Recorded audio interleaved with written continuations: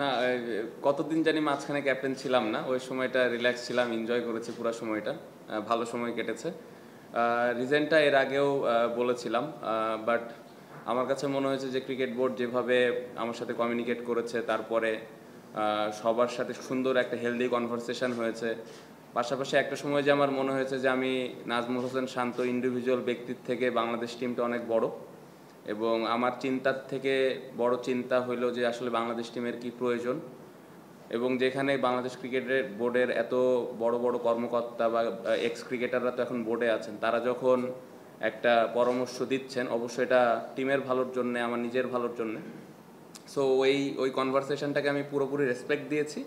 এবং যদি এক কথায় বলি যে আমার কাছে মনে হচ্ছে আমি ইন্ডিভিজুয়াল নাজমুল হোসেন শান্তর থেকে বাংলাদেশ ক্রিকেট দলটা আগে রাখা উচিত। সো আমি দলটাকে আগে রেখে আমি আবার এই ডিসিশনে এসেছি। সমস্যার কথা তো আসলে খুব একটা আমি বলেছিলাম না, বাট আমার কাছে মনে হয় যে ক্রিকেট বোর্ড, যেটা আমি বললাম যে সুন্দর একটা হেলদি কনভারসেশন হয়েছে, যে যেই প্রবলেমগুলো হতে পারে বা যে যে প্রবলেমগুলো হচ্ছে ওই জিনিসগুলো কিভাবে আমরা হ্যান্ডেল করতে পারি সবাই মিলে, ওই বিষয়গুলো নিয়ে সবাই আমরা সবার জায়গা থেকে পজিটিভ ছিলাম। এবং আমি আশা করছি যে সামনের দিকে খুব পজিটিভ ওয়েতে এই দলটা আগাবে, এবং আমি বিশ্বাস করি যে ক্রিকেট বোর্ড ওই জায়গায় আমাকে পুরোপুরি সাপোর্ট করবে। না, এটা তো আমার মনে হয়েছিল। এটা মনে হওয়ার পেছনে যথেষ্ট কারণও ছিল, বাট আমি যেটা বললাম একটু আগে যে ক্রিকেট বোর্ডের সাথে খুব হেলদি একটা কনভারসেশন হয়েছে, খুব ভালো একটা কনভারসেশন হয়েছে যে কী কী প্রবলেম হতে পারে, এগুলো আমরা কীভাবে সমাধান করতে পারি, এই প্রবলেমগুলোই যেন না হয়। তো সেই বিষয়গুলো নিয়ে আমরা খুবই ক্লিয়ার, এবং আমি একদমই আশাবাদী যে এই ধরনের কোনো প্রবলেম হবে না। আমি যেটা বললাম যে ক্রিকেট বোর্ডের সাথে সুন্দর কমিউনিকেশন হয়েছে আমার। সো এই এই জিনিসগুলো যদি আসে, তারা পাশে থাকবেন এবং এই প্রবলেমগুলো সলভ করার চেষ্টা করবেন। তার থেকে ইম্পর্ট্যান্ট হইলো যে বাকি যে দুইজন ক্যাপ্টেন আছেন, সেই দুজনের সাথে আন্ডারস্ট্যান্ডিং খুবই ভালো। আমরা একসাথে বসেছিলাম, বসে আমরা কমিউনিকেট করেছি যে আসলে আমাদের দলটাকে তিন ফর্মেটে কীভাবে আমরা আগায় নিয়ে যেতে পারি, কী কী জায়গায় আমাদের ইমপ্রুভমেন্টের দরকার আছে।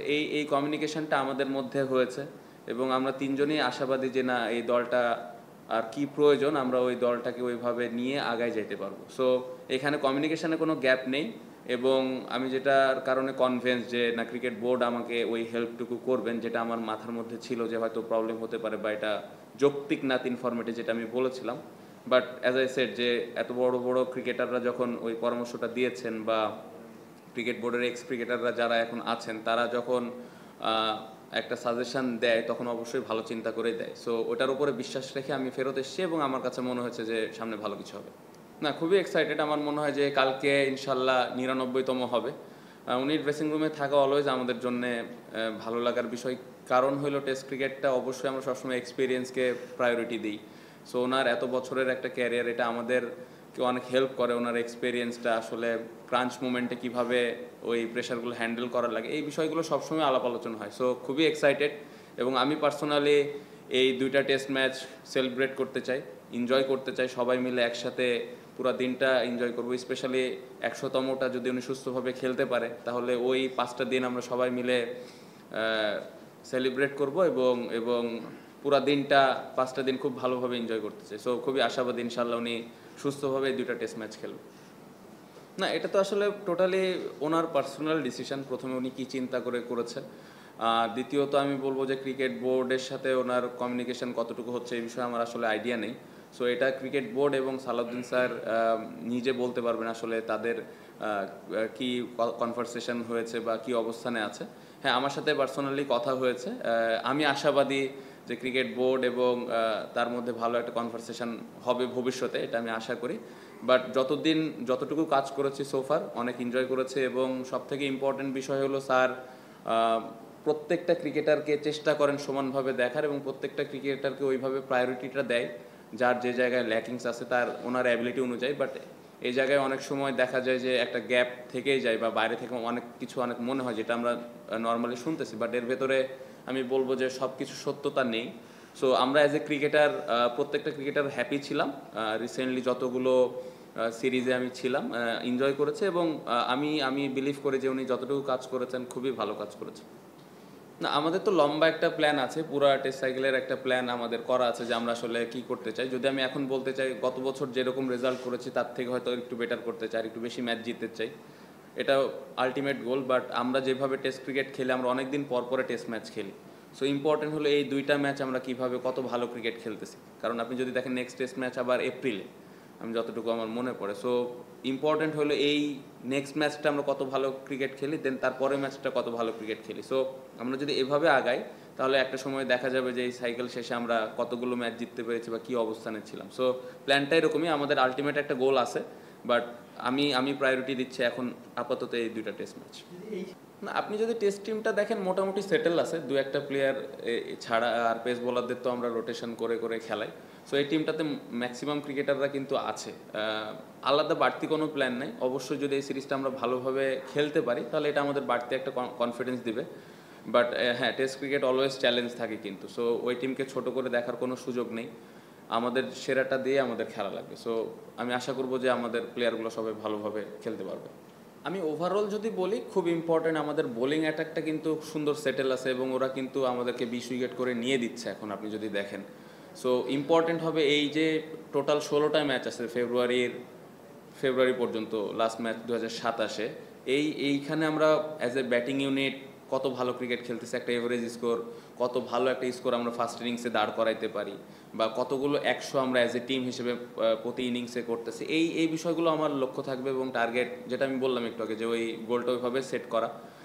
বোলিং ওয়াইজ আমি ভালো করছে, বাট স্টিল এই জায়গায় আরও ইম্প্রুভমেন্টের জায়গা আছে। আমি এখন একটু বলে রাখি, আমাদের অস্ট্রেলিয়া এবং সাউথ আফ্রিকা অ্যাওয়ে সিরিজ আছে দুইটা, ওইখানে অনেক চ্যালেঞ্জ থাকবে, এটা আমরা সবাই জানি। বাট ওইখানে আমি আশা করবো যে কীভাবে আমরা ব্যাটসম্যানরা ওখানে বড় রান করতেছি, কীভাবে ওইখানে একটা বড় রান বলতে আমি 100 রানের ওপরের ইনিংসের কথা বলতেছি। সো লক্ষ্য এটাই থাকবে।